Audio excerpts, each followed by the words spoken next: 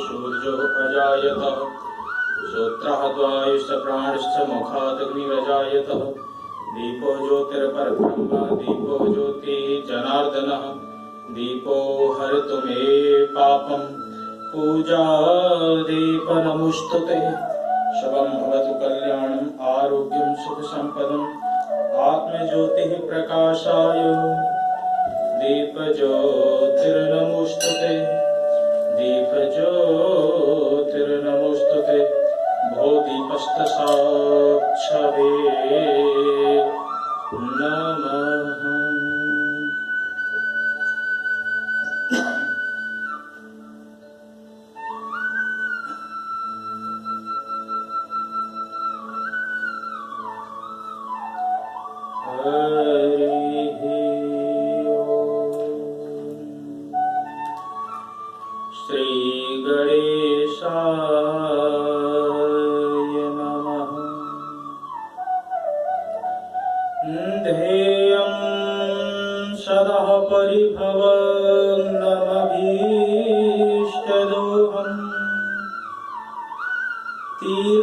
तीर्थास्पदं शिवविरञ्चनुतं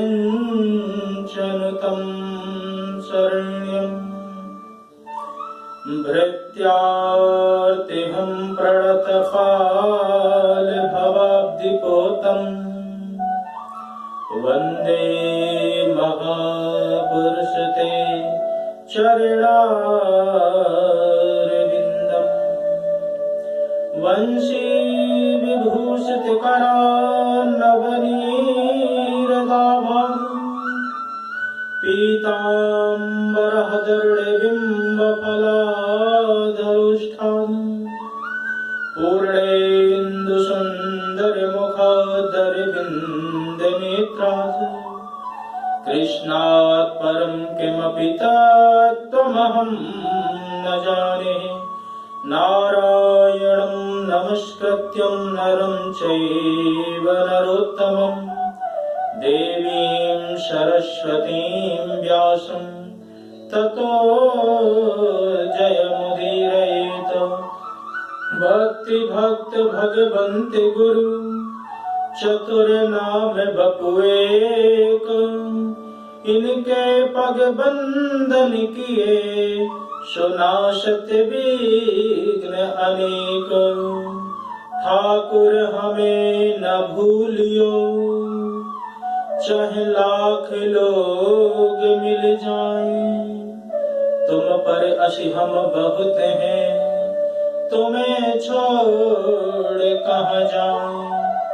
आइए हनुमंत विराजिए कथा कहूँ मति ही अनुसार प्रेम भरी गादी धरूं सुबिराजिए पवन कुमार सुबिराजिए पवन कुमार। बोले कृष्ण कन्हैया लाल की जय।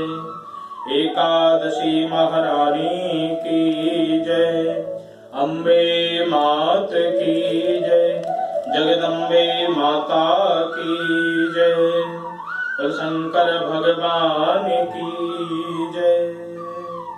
सभी देवी देवताओं की जय। जय जय श्री राधे जय जय श्री राधे जय जय श्री राधे श्याम।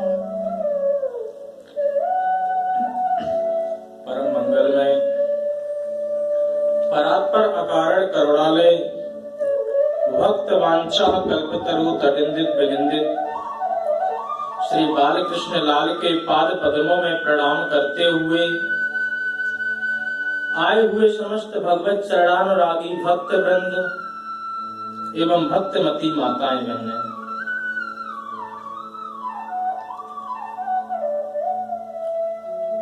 बड़े भाग्य की बात होती है या समझो कि करोड़ों जन्मों के जब पुण्य उदय होते हैं तब हमें जाकर के भगवान के शुभ अवसर या भगवान के कथा चरणामृत या भगवान के भजन कीर्तन या भगवान की भक्ति में मन लगता है।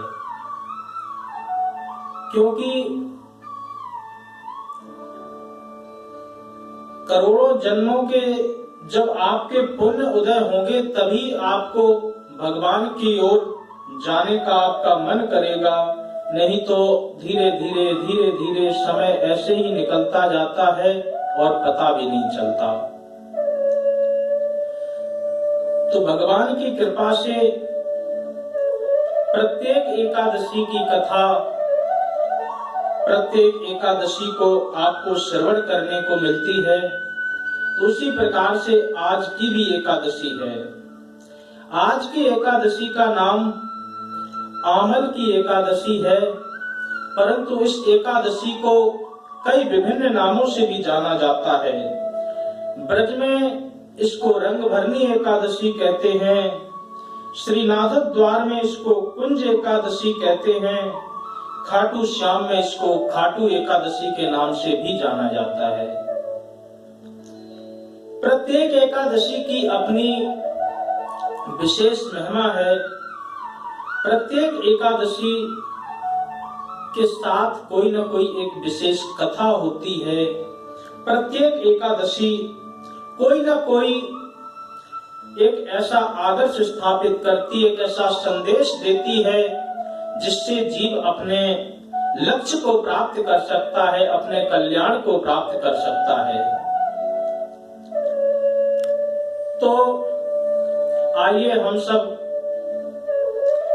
भगवान के पाद पद्मों में प्रणाम करते हुए श्री एकादशी महारानी की कथा में प्रवेश करें। आज ये फाल्गुन शुक्ल पक्ष की जो एकादशी है, इसका नाम आमल की एकादशी है।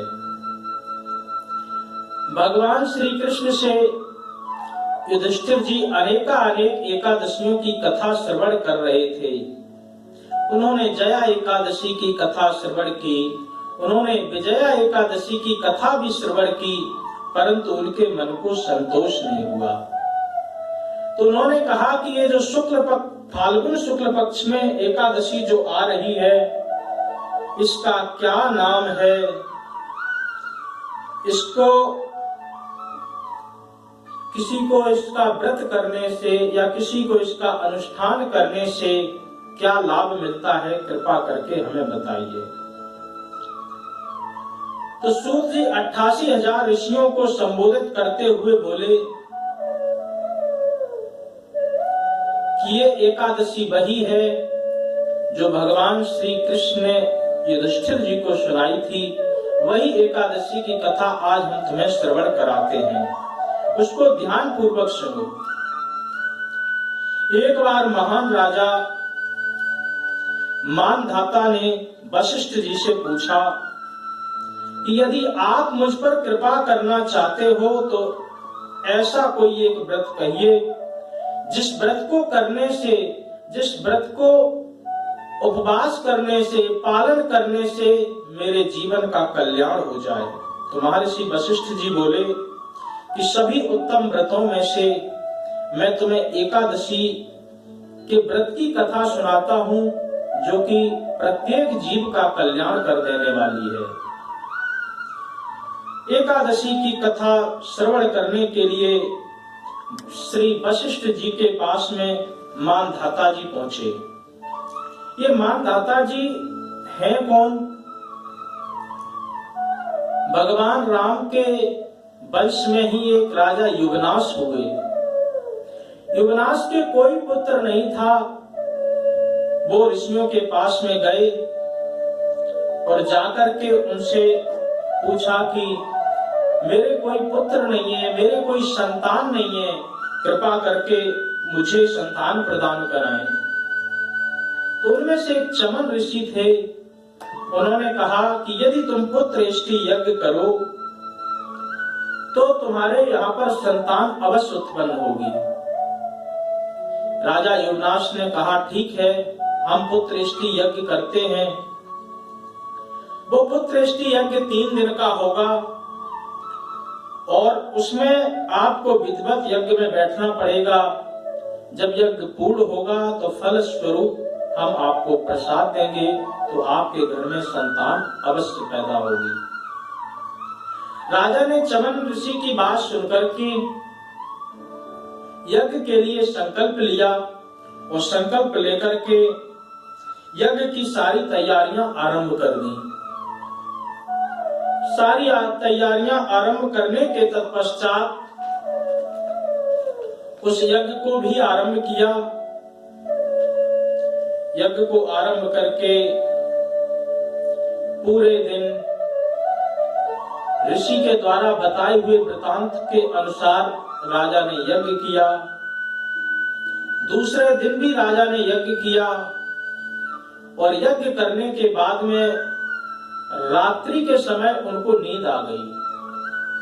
तो नींद में राजा वहीं पर यज्ञ पंडाल में ही सो गए और सभी जितने भी ऋषि मुनि थे, ब्राह्मणगण थे, वो तो यज्ञ करके चले गए।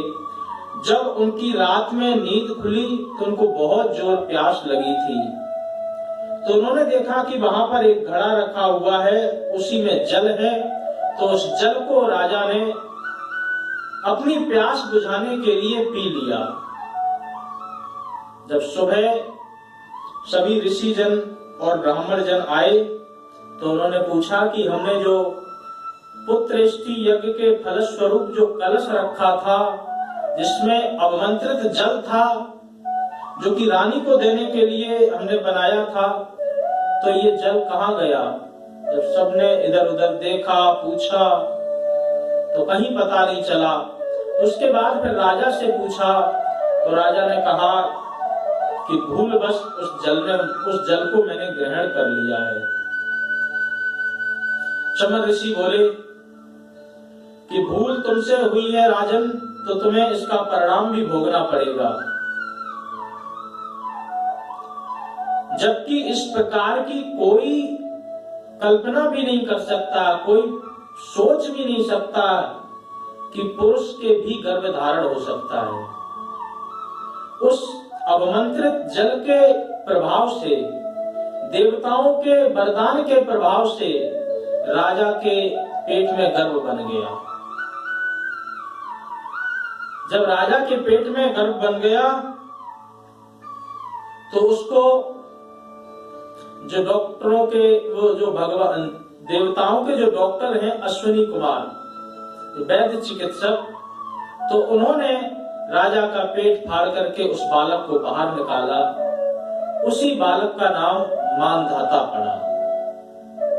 राजा मानधाता बहुत बड़े तेजस्वी हुए हैं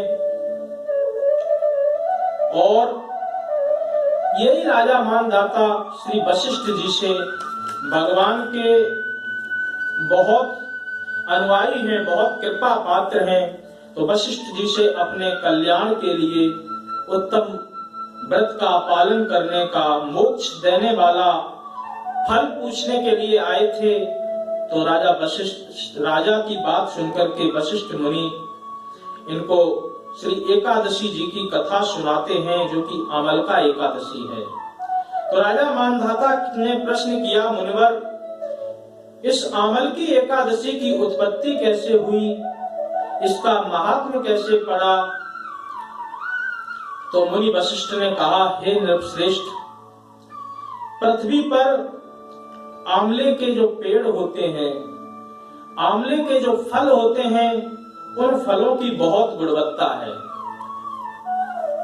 और आंवला वाकई में प्रत्येक व्यक्ति के लिए बहुत लाभकारी होता है। आंवला में अनेकानेक गुण हैं। कई लोग बालों के लिए उसमें उपयोग करते हैं, कई लोग आंखों की रोशनी के लिए आंवले का उपयोग करते हैं। कैल्शियम की भी भरपूर मात्रा में, जो कैल्शियम की प्रचुर मात्रा है, वो आंवले में पाई जाती है। डायबिटीज के लिए भी आंवला बहुत अच्छा होता है। अनेकानेक आंवले के गुण हैं।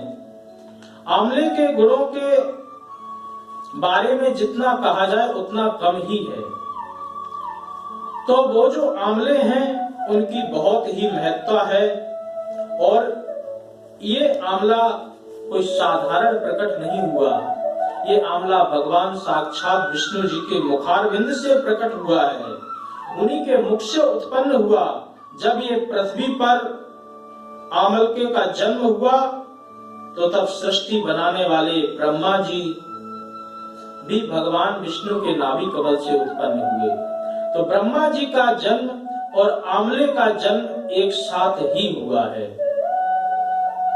तो उस आंवले का जन्म होने के कारण और आंवला उत्पन्न होने के कारण यह एकादशी जो फाल्गुन मास के शुक्ल पक्ष में आती है, इसीलिए इसका नाम एकादशी आमल की एकादशी पड़ा, क्योंकि आज के दिन ही आंवले का जो फल है वो भगवान श्री हरि के मुखारविंद से प्रकट हुआ था।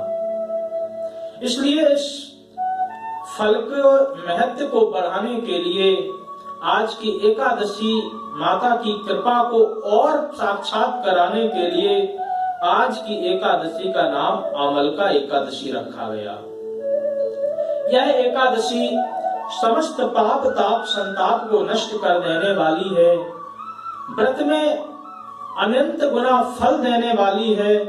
तो महर्षि वशिष्ठ ने कहा कि इस एकादशी की एक पौराणिक कथा भी है, वो मैं सुनाता हूं, उसे भी ध्यान पूर्वक सुनो।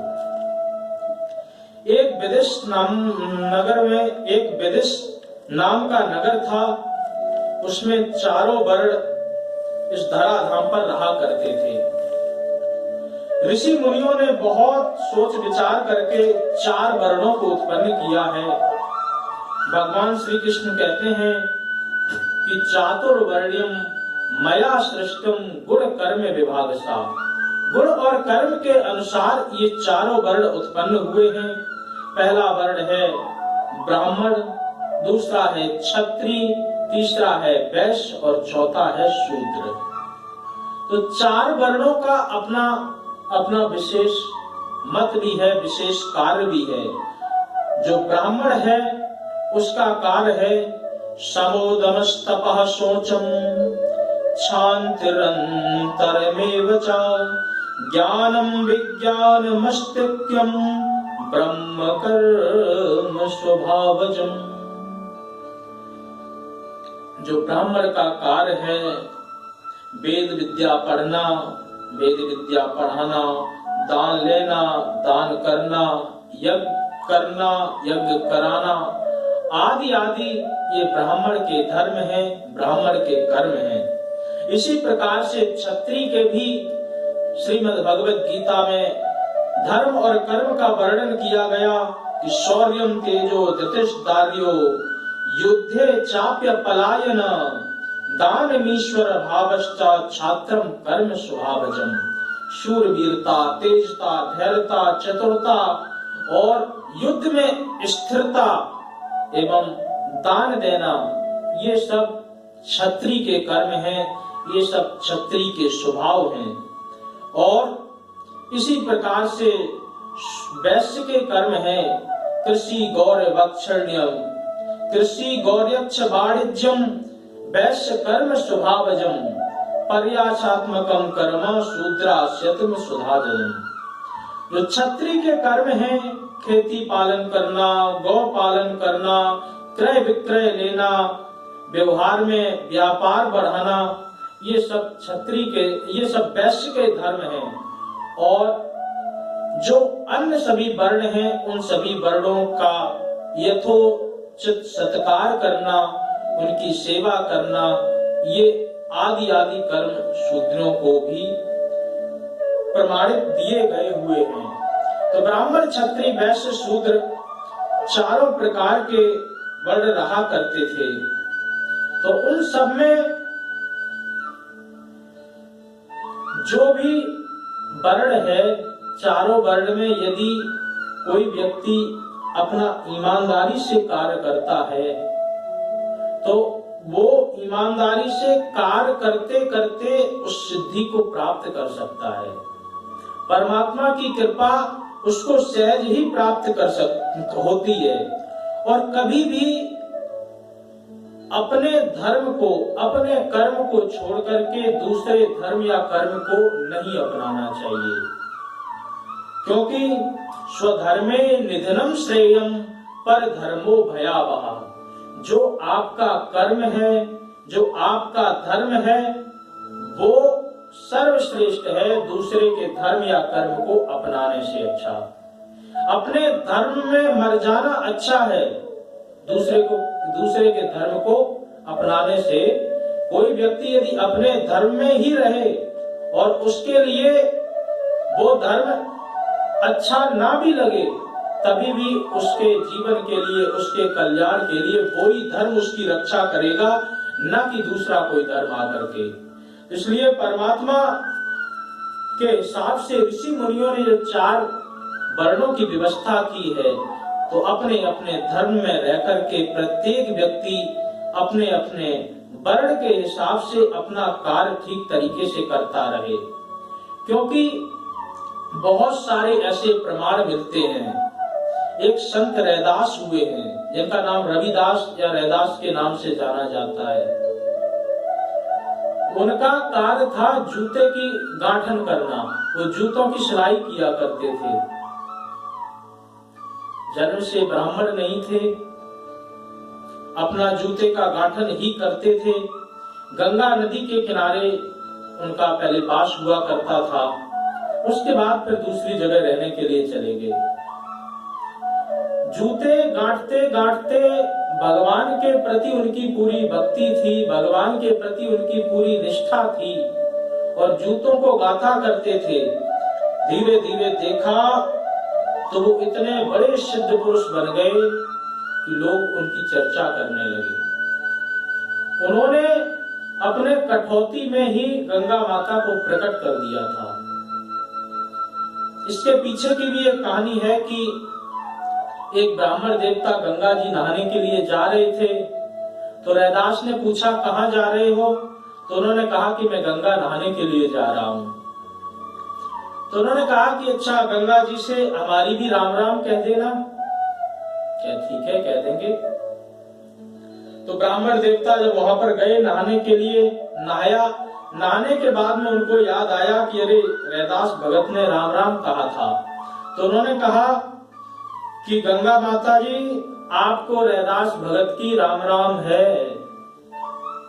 तो गंगा में से एक हाथ निकल के आया, उसमें से एक सोने का कंगन निकल करके आया। कहा कि पंडित जी ये कंगन ले जाओ, मेरी तरफ से आशीर्वाद के रूप में रैदास भगत को दे देना। पंडित जी ने कहा ठीक है।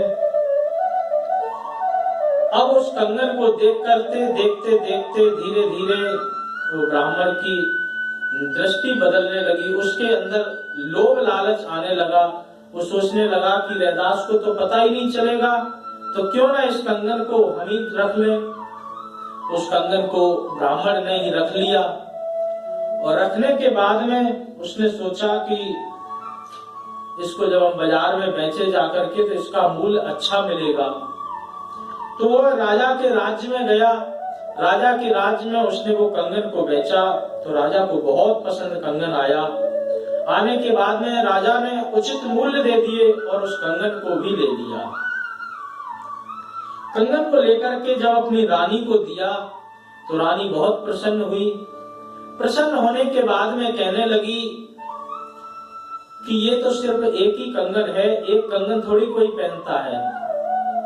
इसी प्रकार का एक और कंगन हो तब तो हमारे पहनने योग्य होगा, तब हमारे उपयोग करने की योग्य होगा। तो उन्होंने कहा ठीक है। उस ब्राह्मण को दोबारा बुलाया गया, कहा कि इसी प्रकार का एक और कंगन लेकर के आओ, रुपए पैसे की चिंता मत करना, जितना भी लगेगा तुम्हें पैसा मिल जाएगा। अब वो ब्राह्मण घबराने लगा कि ये दिव्य कंगन है, माता गंगा के द्वारा दिया गया है, ऐसा कंगन कोई कारीगर बना तो सकता नहीं है, क्या किया जाए। बहुत सोचा विचारी करने लगा और कहने लगा कि नहीं, कंगन तो सिर्फ एक ही था, दूसरा तो हमें कुछ पता ही नहीं है कहाँ होगा कहाँ नहीं। राजा ने कहा कि कंगन कल तक हमें ला करके दो, यदि नहीं दिया तो दूसरे दिन तुमको फांसी की सजा सुना दी जाएगी। अब ब्राह्मण देवता के प्राण घबराए, सोचे क्या करें क्या नहीं, तो दौड़ते दौड़ते रैदास भगत के पास में आए। आकर के कहने लगे कि इस प्रकार से हमने आपके लिए गंगा माता से प्रणाम बोली थी, राम राम बोली थी, उन्होंने कंगन दिया था और लालच बस उस कंगन को हमने राजा को बेच दिया। अब वो कह रहा कि दूसरा भी कंगन चाहिए, नहीं तो हमको फांसी की सजा सुना दी जाएगी। तो रैदास ने कहा कि कोई बात नहीं, दोबारा तुम फिर चले जाओ, गंगा माता से कह देना कि रैदास भगत की राम राम है, तुम्हें एक कंगन और मिल जाएगा। अब ब्राह्मण सोचने लगा कि हम चले तो जाएं, पहले से ही हमने पाप कर्म कर दिया है, आपका कंगन दिया हुआ आपको मैंने नहीं दिया, अब दोबारा मैं जाऊंगा, कंगन माता ने दिया नहीं दिया इसमें भी संदेह है, तो आप ही कुछ करें। आप यदि कुछ कर सकते हैं तो आप जरूर करें, नहीं तो हमारे प्राण संकट में हैं। ब्राह्मण की बात सुनकर के जो रैदास भगत थे उनके पास एक कठौता रहता था, कठौता जिसमें साधु संत पानी भर करके रखते अपने पास में, और जो अपने नियम का पालन करते हैं वो उसी लकड़ी के ही पात्र में भोजन भी करते हैं, उसका नाम कठौता होता है। तो उसमें जल भर करके वो रखते थे। तो उन्होंने कहा कि गंगा माता ब्राह्मण देवता के प्राण संकट में हैं, तो कृपा करके इनकी इच्छा पूरी की जाए, एक कंगन और ला करके दिया जाए। तो उस कठौते में से ही हाथ निकला और निकल करके कंगन हाथ में आया। तभी से ये कहावत पड़ गई कि मन चंगा तो कठौती में गंगा। तो कहने का भाव ये था कि एक जो भगत रैदास थे, जूता गांथने का काम करते थे, वो अपना वो काम करते करते भी परमात्मा की भक्ति, शक्ति, प्रसिद्धि, सिद्धि सब कुछ पा गए। इसलिए भगवान की भक्ति करने के लिए तुम्हें किसी के दूसरे धर्म को, दूसरे के कर्म को अपनाने की आवश्यकता नहीं है। अपना ही कर्म यदि तुम ईमानदारी से करते रहोगे तो परमात्मा की कृपा आपके ऊपर पूरी तरह प्रसन्नता बनी रहेगी। क्योंकि भगवान को पसंद क्या है, वो कहते हैं कि निर्मल जन मन सो मोहि पावा, मोह कपट छल छिद्र न भावा। भगवान को तो केवल और केवल आपका निर्मल मन चाहिए और कुछ भी नहीं चाहिए। क्या नहीं चाहिए बोले? छल, कपट, झूठ, फरेब, ये सब कुछ भी नहीं चाहिए। कपट का मतलब कुत्सितम पटास कपटा, काला वस्त्र यदि किसी के सामने डाल दिया जाए तो आगे का कुछ नहीं देख सकता। इसलिए व्यक्ति भी कपट कैसे करता है, पहले उसको इस प्रकार का लालच का आवरण करता है, उसके बाद में उसके पीछे पाप शुरू हो जाता है। तो इस प्रकार से जो भी कार्य करते हैं वो भगवान को बिल्कुल पसंद नहीं आते। भगवान तो निर्मल मन ही चाहते हैं।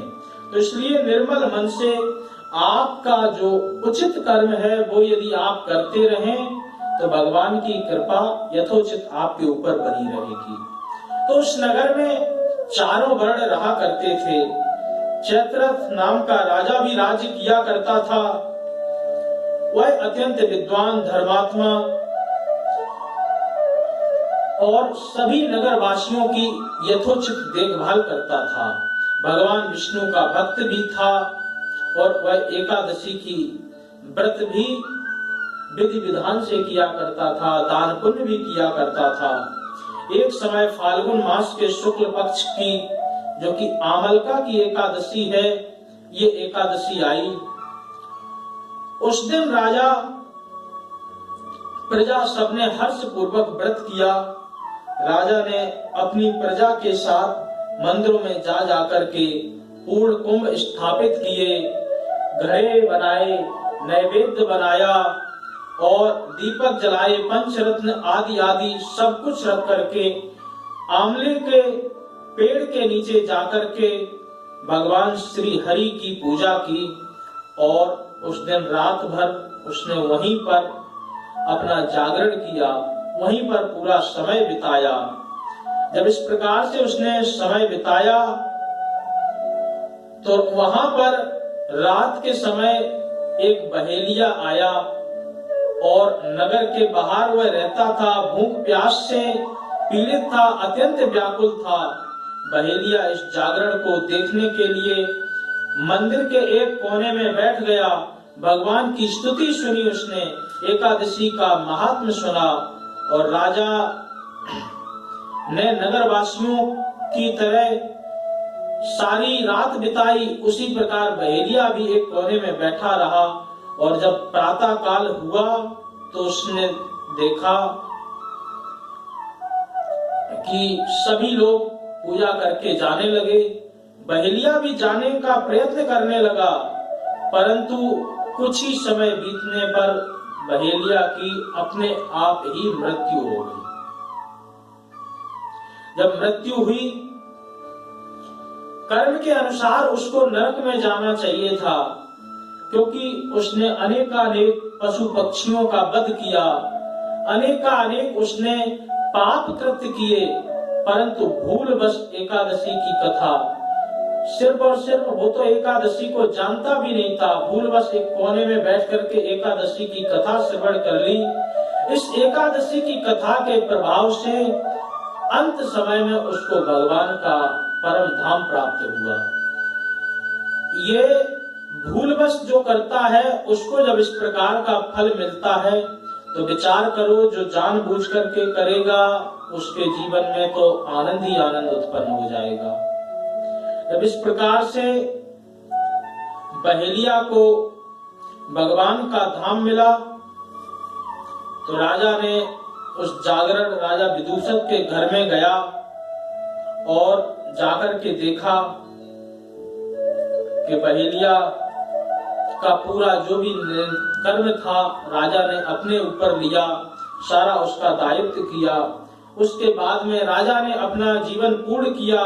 जीवन पूर्ण करने के बाद में अंत में राजा को भी गति प्राप्त हुई। दूसरे जन्म में राजा का नाम बसुरथ रखा गया। युवा होने के बाद में वह चतुरंगी सेना के साथ, धन धान्य के साथ 10,000 ग्रामों का पालन करने लगा। 10,000 ग्रामों का पालन करने के साथ साथ राजा शिकार खेलने के लिए गया और शिकार खेलने में वह मार्ग भूल गया। जब मार्ग भूल गया, उसको दिशा का भी ज्ञान नहीं रहा, तो वह एक वृक्ष के नीचे सो गया। रात्रि के समय पहाड़ी से कुछ चोर आए, राजा को अकेला देखा और देख करके सब कहने लगे मारो मारो, परंतु आश्चर्यवश जो डाकू थे उनके अस्त्र शस्त्र सब निष्फल हो गए, क्योंकि भगवान श्री हरि उसकी रक्षा करने के लिए आ गए।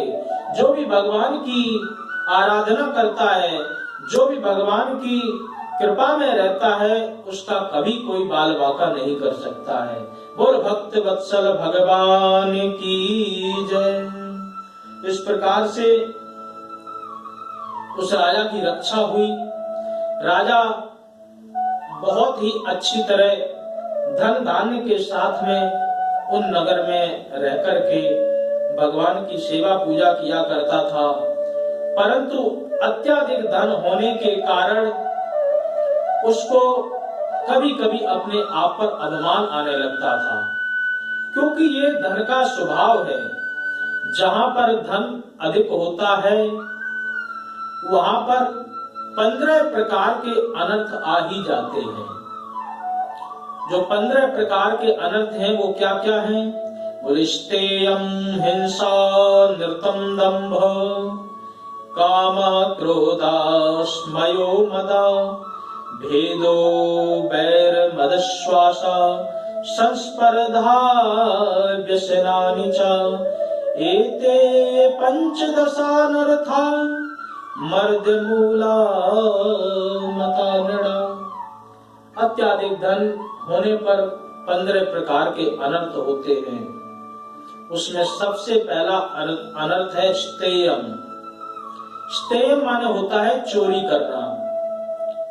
जिस व्यक्ति के पास अधिक धन होगा तो उतना ही वो बड़ा चोर होगा। सुनने में ठीक नहीं लग रहा होगा कि भाई जब उसके पास धन है तो वो चोरी क्यों करेगा। अरे इधर से चोरी नहीं करोगे परंतु सरकार से तो चोरी करनी पड़ेगी। सब कुछ अगर सही सही बता दिया गया कि तो फिर टैक्स आदि बचाने के लिए भी चोरी की जाती है। तो इसलिए पहला दोष स्तेयम यानी कि चोरी। दूसरा हिंसा। धनवान व्यक्ति जो उनके यहाँ सेवक नौकर आदि जो होते हैं उन पर वो बात बात में उन पर रौब जमाते हैं, इस प्रकार से उनको आदेश देते हैं।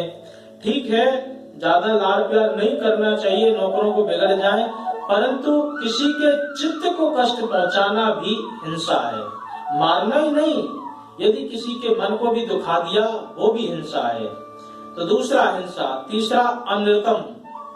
अनृतम माने होता है झूठ बोलना। जो धनी व्यक्ति होते हैं वो बात बात में झूठ भी उनको कई बार ऐसा बोलना पड़ता है। यदि उनके पास में कोई धन मांगने के लिए चला गया और उनको पता है कि ये वापस नहीं देगा तो कहने लगेंगे अरे तुमको तो पैसे की पड़ी है, हमारे पास तो इस काम के लिए भी पैसे नहीं है, आदि आदि बात करके वो झूठ का भी सहारा लेते हैं। चौथा है दंभ। दंभ है, दंभ का मतलब होता है कि जैसा है वैसा न होकर के दूसरे की तरह दिखाते हैं। दो प्रकार के लोग होते हैं, एक के पास तो कुछ भी नहीं है और एक के पास बहुत कुछ है। जिसके पास कुछ नहीं है वो बात करता है कि 4 करोड़ उससे लेना है, 8 करोड़ उससे देना है, इस प्रकार की जो बात करता है तो इसका नाम एक दंभ है। जिसके पास जैसा है वैसा ना होकर के जो दूसरे प्रकार का आचरण करे इसका नाम दंभ कहा जाता है। कामः। अनेकानेक कामनाएं भी होती हैं। दंभ का अर्थ आप इस तरीके से भी समझ सकते हैं कि एक घर में 4-5 चोर घुस गए और घर में जो आदमी था वो अकेला था, अकेला सो रहा था। उसने देखा कि 4-5 चोर आ गए, मैं अकेला हूँ, मैं तो कुछ कर भी नहीं सकता हूँ, तो वो झूठ मूठ में ही बुलाने लगा, अरे भाई रामलाल देखो तो बाहर कौन है। 2-3 उसने इस प्रकार से नाम लिए। चोरों ने सोचा कि यहाँ तो 5-6 लोग हैं और हम सिर्फ 4 ही हैं, तो अगर कहीं, और सभी जग भी गए हैं, अगर कहीं पकड़े गए तो बुरी दुर्दशा हो जाएगी, इससे पहले ही भाग चलो। वहां पर था कोई भी नहीं, सिर्फ एक ही व्यक्ति था, परंतु उसने इस प्रकार का दंभ किया, 4-5 लोगों का नाम लिया तो वो चोर भाग गए। इसका मतलब यह हुआ कि जैसा है वैसा न दिखा करके दूसरे प्रकार का आचरण करना, इसी का नाम दंभ है। अगला है कामा। धनवान व्यक्ति की कामनाएं भी बहुत होती हैं। क्रोधा, उसको क्रोध की भी बीमारी बहुत होती है। अपमान होता है, बात बात में उसको क्रोध आ जाता है। कोई भी इस प्रकार की बात हो तो कहने लगता है कि क्या बात कर रहे हो, खड़े खड़े खरीद लूंगा तुमको। भारत में तो ये बहुत देखने को मिलता है। इस प्रकार से उसको क्रोध भी आता है। स्मय, बात बात में अहंकार आता है। मद, मद माने होता है नशा। पैसे का नशा भी व्यक्ति को अंधा बनाता है। भेद और बैर, जिसके पास जितना ज्यादा धन होगा उतने ही ज्यादा उसके शत्रु होंगे। अगला है अविश्वास। अविश्वास भी वह बात बात पर करता है कि यहाँ पैसा रखा तो था, पता नहीं कहाँ चला गया। कई बार तो अपने पैसे को रख करके बार बार गिनता है कि अरे इतने रखे थे, इतने हो गए, आदि आदि इस प्रकार का अविश्वास भी करता है। संस्पर्धा, संस्पर्धा का मतलब कंपटीशन। जिस व्यक्ति के पास धन ज्यादा होता है वो कंपटीशन भी, कि ये मुझसे कहीं आगे नहीं बढ़ जाए तो हमें ये करते रहना चाहिए। और अंत वाला है व्यसन। व्यसन में आ जाते हैं जुआ कर खेलना, मदिरा पान करना, दुराचार करना। ये अत्याधिक धन होने के कारण एते पंचदशानर्था मर्द मूला मृणाभिदा, ये अत्याधिक धन होने के कारण 15 प्रकार के अनर्थ जीवन में आ जाते हैं। चोरी करना, हिंसा करना, झूठ बोलना, दम्भ जैसा है वैसा न दिखाना, कामनाएं अत्याधिक हो जाना, क्रोध हो जाना, अहंकार हो जाना, नशा हो जाना, भेदभाव करना, बैर बढ़ जाना, अविश्वास करना, संस्पर्धा यानी कंपटीशन करना और व्यसन जुआ आदि खेलना। ये इस प्रकार के 15 अनर्थ गिनाए हैं कि अत्याधिक धन होने के कारण 15 प्रकार के अनर्थ हो जाते हैं। इसीलिए जब भरत जी भगवान राम जी से मिलने के लिए चित्रकूट जा रहे थे, चित्रकूट में जाकर के जैसे ही प्रयागराज पर पहुंचे तो वहां पर उनको वरदान मांगने के लिए कहा गया। तो उन्होंने वरदान में क्या मांगा? बोले धर्म, बोले अर्थ न धर्म न काम रुचि। वैसे धर्म, अर्थ, काम, मोक्ष ये 4 हैं, सीधा क्रम ये है, लेकिन वो कहते हैं अर्थ पहले नंबर पर उन्होंने अर्थ को रखा, क्योंकि वो जानते हैं जहां पर अर्थ होता है उसी वहां पर अनर्थ भी होता है, और इस अर्थ के कारण ही मेरी अयोध्यापुरी में अनर्थ हुआ। अर्थ के कारण ही मेरी माँ ने राम को वनवास दिया और मुझे राज्य प्रदान कराया। तो अर्थ न धर्म न काम रुचि, गति न चहु निर्वाण, जन्म जन्म रति राम पद एहि वरदान न आन। इसलिए सबसे पहले उन्होंने अर्थ का त्याग किया, क्योंकि अर्थ से अनर्थ बढ़ता है।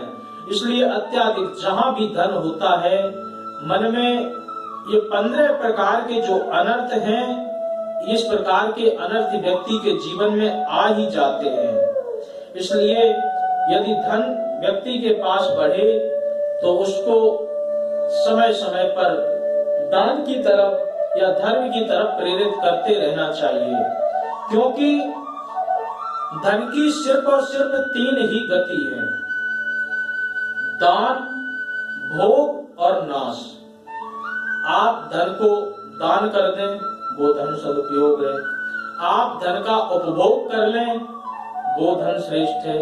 नहीं तो वो धन रखा रखा नाश हो ही जाता है। चोर चुरा ले गए, इनकम टैक्स का छापा पड़ गया, आदि आदि कोई ना कोई इस प्रकार से ऐसा कोई ना कोई कारण बनेगा कि वो धन आपके पास में रहेगा नहीं। इसलिए धन का सदुपयोग करें। किस प्रकार से करें? शास्त्र बताते हैं कि धन का यदि आप सदुपयोग करना चाहते हो तो 5 इस तरीके के प्रकार हैं। आपके पास यदि धन है आपका, आप उसमें से 5 हिस्से कर दें। धर्माय अर्थाय ससे कामाय स्वजनाय च पंचधा विवितम वित्तम यहाँ इत्र समोदते। 5 उसके भाग करें। पहला भाग धर्म के लिए निकाल दें, दूसरा भाग अर्थ के लिए निकाल दें, ऐसी जगह किसी बिजनेस में लगा दें जिससे आपका धन आगमन आता भी रहे। तीसरा यश के लिए निकाल दें, कोई कुआं बावड़ी बनवा दें, कोई स्कूल बनवा दें, कोई समाज का ऐसा कर्म बनवा दें कि आपके जाने के बाद भी आपका नाम इस धरती पर चलता रहे। तो धर्मा अर्था यश से एक भाग अपनी कामना पूर्ति के लिए रख लें कि कभी कोई इच्छा हुई ये लेने के लिए, उसके लिए भी आपकी सेविंग बहुत जरूरी है। और जो 5वां भाग है वो अपने स्वजनों को भी दें। जो आपके स्वजन जन हैं, जो आपके सगे संबंधी हैं, उनको भी देना चाहिए। नहीं तो ऐसा ना हो कि उस धन के कारण ही वही आपके दुश्मन बन जाए। तो इसलिए उनकी भी मदद करते रहना चाहिए, धर्म में भी लगाना चाहिए, है बिजनेस व्यापार जहाँ से धन आता रहे, अर्थ में भी लगाना चाहिए, अपने यश के लिए भी करना चाहिए, अपनी कामना की पूर्ति के लिए भी करना चाहिए, और अपने सगे संबंधियों की भी सेवा करनी चाहिए। चैरिटी को अगर शुरू करना है तो घर से शुरू करना प्रारंभ करें, क्योंकि जब आप घर में करेंगे तो घर वाले भी अनुकूल आपके रहेंगे और उनकी भी जरूरतें धीरे धीरे पूरी होती रहेंगी। तो इसलिए धन का यदि किसी के पास में बहुमूलता है या पर्याप्त धन है तो इस प्रकार से उस धन का सदुपयोग किया जा सकता है। और कबीरदास जी तो कहते हैं कि पानी बाढ़े नाव में और घर में बाढ़े दाम, दोनों हाथ उलीचिए यही सज्जन का काम। अगर नाव में ज्यादा पानी भर गया हो तो नाव के डूबने का खतरा रहता है। और इसी प्रकार से यदि परमात्मा की कृपा से धन घर में ठीक ठाक मात्रा में आ गया है तो इसलिए धन को अभी सदुपयोग में लगा ही देना चाहिए। पग पवित्र तीरथ किए, कर पवित्र किए दान, मुख पवित्र हरि भजन से होए त्रिविध कल्याण। ये कल्याण के मार्ग हैं, ये कल्याण के साधन हैं, क्योंकि धन कहीं आपके कल्याण के साधन में कहीं बाधा न बन जाए, इसलिए धन का भी सदुपयोग करते रहना चाहिए। और एक विशेष बात, तुम्हारी जो आज की कमाई है, इस कमाई को खाने वाले या इस कमाई का लाभ उठाने वाले तुम्हें अनेकानेक मिल जाएंगे, परंतु जिस प्रकार से तुमने ये कमाई की है, हो सकता उसमें कहीं पाप का भी अंश हो, किसी अधर्म का भी अंश हो, तो जो आपकी कमाई खा रहे हैं वो उस पाप को भोगने के लिए कदापि सामने नहीं आएंगे। इसलिए आप पर्याप्त धन की प्राप्ति करें। अगर पुत्र है आपका तो फिर वो धन कहीं न कहीं से प्राप्त कर ही लेगा, यदि उसमें योग्यता है। नहीं तो समाज में तो ये भी देखा जाता है कि जो व्यक्ति अपने बच्चों के लिए ही धन को सजो करके रखते हैं, अंत में वो ही धन उनके बिगड़ने का कारण बनता है। इसलिए जब पुत्र है तो फिर धन को विशेष जोड़ने की उनके लिए जरूरत नहीं है। धन का सदुपयोग करते रहना चाहिए। धन का सदुपयोग ही जीवन का मूल आधार होना चाहिए। तो पुनः कथा पर लौटते हैं कि जो धन धान्य से समन्वित था राजा, कभी कभी उसको अवमान आने लगता था, परंतु जब अवमान आने लगे तो तुरंत भगवान की शरण में पहुंच जाना चाहिए। जो व्यक्ति अवमान के कारण भगवान को छोड़ देता है तो उसके जीवन में सारे नियम, संयम, गति, अवगति सब अवरुद्ध हो जाती है। इसलिए जब भी ऐसा अवमान का योग बने, जरूर परमात्मा की शरण लें। परमात्मा कृपालु हैं, दयालु हैं, सब कुछ जानने वाले हैं। इस प्रकार से जब परमात्मा की जीव शरण लेता है तो जहां आए भगवान और वहां से खिसक जाएगा आपका अवमान। तो इसलिए जब जब अवमान आए, जब जब ऐसा कुछ आए, भगवान की शरण में जाओ तो अवमान स्वतः ही नष्ट हो जाएगा। इस प्रकार से राजा ने विधिवत नगर की स्थापना की, 10,000 ग्रामों का पालन किया। 10,000 ग्रामों का पालन करने के बाद में अत्यंत सुख पूर्वक वह राज्य करने लगा। राज्य करते करते जब उसका अंत समय आया तो भगवान का धाम उसको प्राप्त हुआ। वशिष्ठ जी महाराज बोले, हे राजन, यह आमल की एकादशी के व्रत का प्रभाव है। जिसने राजा विदुरथ की रक्षा की, जो आमल की एकादशी का व्रत करते हैं, उनके प्रत्येक कार्य सफल होते हैं। प्रत्येक कार्य सफल होने के साथ साथ वह भगवान के धराधाम में भी पहुंच जाते हैं। भगवान के धराधाम में एक बार जब जीव पहुंच जाए तो उसका इस संसार से आवागमन ही छूट जाता है। पुनरप जननम पुनरप मरणम पुनरप जननी जठरे शयनम, इस संसारे बहु दुस्तारे, कृपया पारे पाहि मुरारे, भज गोविंदम गोविंदम भज मूढ़मते। इस संसार में बार बार आना, बार बार इस संसार से जाना, ये शरीर का धर्म है, शरीर का लक्षण है। परंतु यदि परमात्मा की कृपा हो जाए और इस संसार के आवागमन से यदि जो व्यक्ति छूटना चाहे तो उसके लिए सिर्फ और सिर्फ एक ही साधन है कि भज गोविंदम, परमात्मा की शरण ले। परमात्मा की शरणागति को ग्रहण करके वह अपने जीवन को इस प्रकार से बना सकता है। क्योंकि ये जो मनुष्य शरीर मिला है, ये शरीर उपासना के लिए ही मिला है, न कि वासना के लिए। अनेकानेक प्रकार के शरीर हैं, 84 लाख योनियां हैं इस भूमि पर। प्रत्येक योनि में वासना विद्यमान है, परंतु उपासना के लिए मनुष्य को ही अधिकार दिया गया है।